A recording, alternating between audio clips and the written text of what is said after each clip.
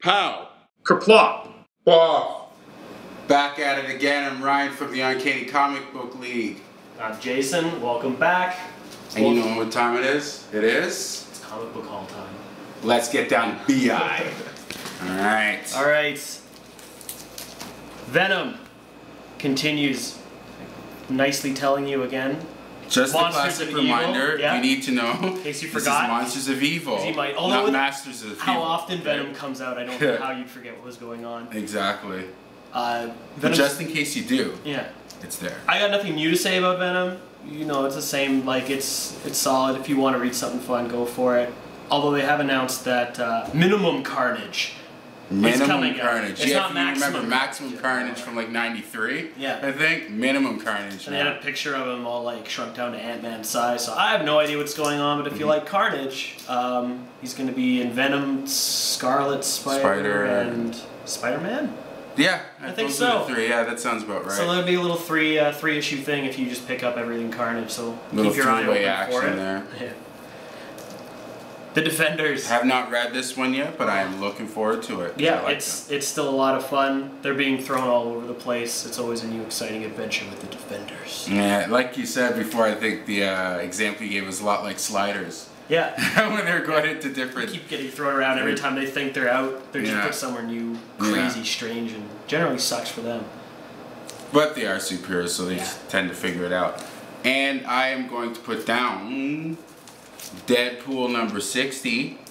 And we know that Deadpool looks like he's starting over at Marvel now, because I saw an ad for Deadpool number 1, and apparently this is ending at 63. This was pretty funny. It was decent, but yeah, again, if you're a Deadpool fan, you know what to expect. If you're not one of the better issues I've read of Deadpool, but it's still Deadpool, so. Yeah, I'm not reading Deadpool yet, but I'm assuming come issue 1, that's a pretty good place for me to start. So I'll be able to talk about Deadpool in the future too. Yeah. Think Tank issue 2. I haven't read it yet, but I love this series already. Good drawings. Again, it's black and white on the inside. I don't think it takes anything away from it because it's all about the story. But he's a super genius. He sold his soul to the military way back when, and now he's decided that he doesn't want to make things that disintegrate people anymore. And just a kindly reminder, it is dialogue heavy. Very dialogue heavy. Just Narration and dialogue and all sorts of cool super tech. So check it out if you're into that. Go ahead, you might as well put that another one. I think I got a double up here. Yeah. Stormwatch. It was good. Adam 1 came back. Or did he? Or did he? Dun, dun, dun. Yeah, it gave her a little history lesson of all the other Jennies out there, their powers and abilities, what they fought. Yeah, sort of built on that last issue where she went into her little mindscape and talked with all the different Jenny, like the Jenny Steam and Jenny, I don't remember the other one. The one from Africa and stuff. And then Adam 1 disappeared. Dong, dong, dong. Was he really there? That's when he gave the dong, dong earlier. Exactly. So, alright, I'll put down one now. And I'm going to put down, like I said in last video, world's biggest disappointment, but this time they're actually not a disappointment. Because this story was good. Obviously it was an origin story because Huntress and Power Girl are dressed as Supergirl and Robin. Extra retro. And it showed a lot where they came from and how they wound up here.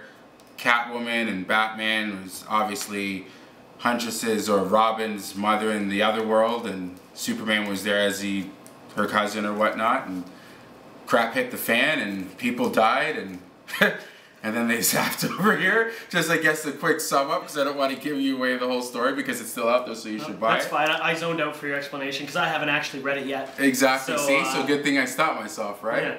There you go. So, but I'm sure I'll have it read by the end of the night. But it is good. I recommend that one. Nice. For once. For once, yes. Yeah. Hopefully it's a sign of things to come. Hope so. Green Lantern number 0. The fastest that I've ever heard of a new character getting their own figurine. What kind of figure was it? Was it a lead figure or was it a big figure? I think it might be like an action figure? Maybe like a plastic action See, that's figure. not fair because Batwoman should have a plastic action figure. This is Baz. He gets one? Yeah, and it's Baz. He looked like he was a criminal. Look, Robin, he's a speed. They thought he was a street racer because he stole a van, and there was a bomb in the van. Yeah. So and the bomb goes off, and so he's wrongly accused of being a terrorist instead of a car thief. But I am actually looking forward to it. It was a really good story. See, I just don't know where this leaves Hal Jordan. This is why I'm going to continue to read it. Like, is this... Because this isn't Earth 2. They never said it was Earth 2. Maybe this is like an intermission, or who knows. I mean... This wasn't about Hal Jordan at all. I'm just going to say that. It was personally about him. I thought as a Zero issue, it would be more about Hal Jordan and Sinestro, but they went that route. Not saying it was bad, I just don't understand. Yeah, it's an origin story, just not the one we were necessarily expecting to hear. They must have something planned. I hope so. Alright, take it away. The Hypernaturals, #3 from Boom Studios. I didn't really read it. So no, I know you haven't got much to say. It's a brand new super team in the far future. I'm enjoying it for now. I'm not necessarily blown away, but it's building a lot of the backstory still. So I'm more than happy to read at least the first arc. Again, it's a cool cover though. It looks awesome. Here's another cool thing. Segue for cool alert. Silk Spectre and Amanda Connor told me at Fan Expo that the cover is going to be crazy and the story was going to be a trip fest. It is a trip fest. When I was reading it, I was like, what is going on? But it was good. Comedian was kind of a badass in that one, man. Holy crap. Comedian is a badass, but he's also a wretched human being. He is mean, man. He's not Comedian to me, he's mean. No, well, he says to him, if you know who I am, you know there's nothing funny about it. Without saying too much, I feel sorry for Greg. Yeah. That's all I'm going to say. Good story. If you're following it, you know what I'm talking about. If you're not, you see it. It's worth reading because it is trippy, the artwork inside. This whole series, if you want to go back and just sample before Watchmen, pick up the Silk Spectre series. Yeah, definitely. So what do we got next here? I'm going to put down these in rapid succession, just because, again, they're similar, and it is because they're both in the same story already. So we got Swamp Thing #0. And you obviously know it's going to follow that up. Obviously, it's going to be Animal Man 0. Both really good stories, just very similar, as is their situation in the regular universe, which is basically them fighting against the Rot.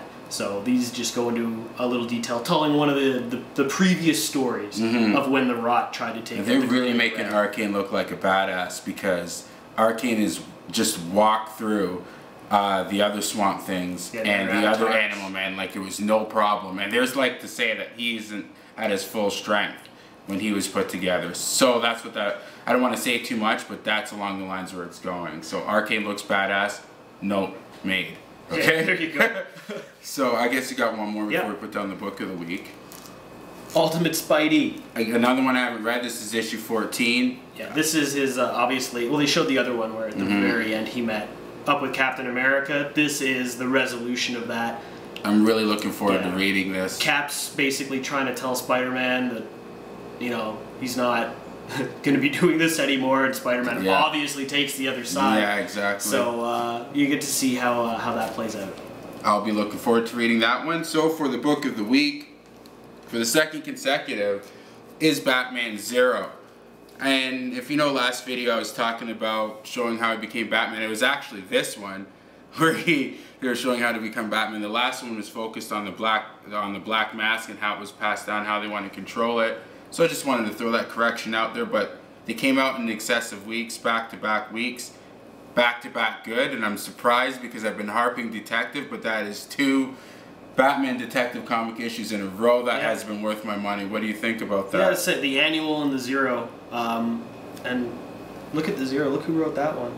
Greg Hurwitz. He was the one who took over in Dark Knight. I didn't even notice that. Dark Knight's so you're pointing something to a fly on the table, and you pointed that out. That was good. Yeah, there you go. So yeah, if Hurwitz started writing both Batman titles, I'd be ecstatic because he's doing a really good job. But we'll see what happens in October with issue 13. Between this one and closing, between this one and the annual in the last 2 weeks, I'd have to say since the first arc again, those have taken the cake. And speaking of that, we're out of here, and I'm Ryan one more time. Jason's been the Uncanny Comic League, and we'll see you next week.